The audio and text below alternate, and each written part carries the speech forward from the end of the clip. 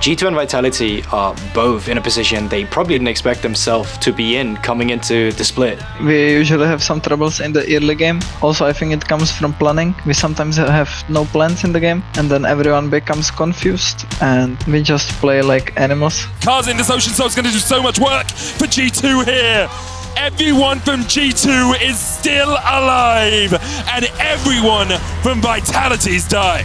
In general, Vitality got struggles in terms of finding a lead with laners, which they're really good at, but then translating that elsewhere. It's like you're looking at 5 really gifted individuals, but they haven't really found that strength just yet. The most consistent and strongest player on Vitality is Perks. I think when they don't perform is due to their jungler, or it's Karzi and Labrov getting caught. I think Alphari stepped up his game and he's quite consistent right now as well, but I do think that Karzi and Labrov have their games where they're just not playing that well. Comp exhausted, cleanses the way the dazzle lands, but Labrov has the thick skin and Comp doesn't really have anywhere to go. Pulls back the spears, that's 1, make it 2! Vitality specifically with Alphari on Gangplank, that has always been a cheat pick for them. He's been incredibly gifted on the champ. I think they've been better currently at implementing his laning phase and them riding on that laning phase specifically, but I think they still struggle at times to really just come together when he's not on a champion like Gangplank. The GP now firing back, where's the barrel gonna go? Eyes on the barrel, oh my god, 1K into the face of Hylissang! I love to play against him. I think it's always nice. He's masterclass on his champs that he plays, but I would say I would have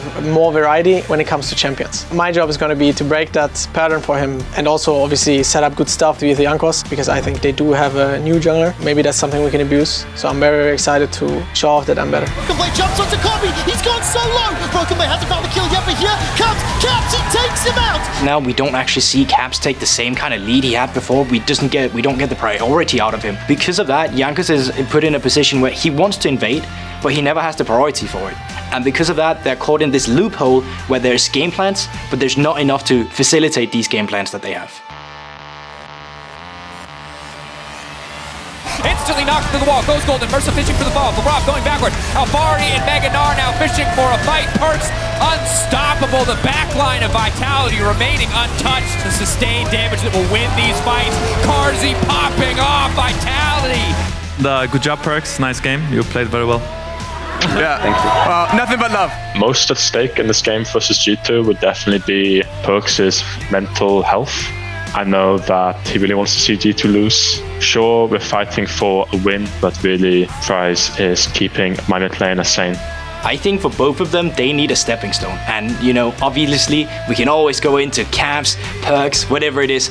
I don't think the narrative matters. What matters is that you get the victory, you fix your issues, and you move ahead of your opponent, specifically because the playoffs race between these two teams are so close. If we are 2-0 over them, no matter what, we will go higher seed if we have the same wins.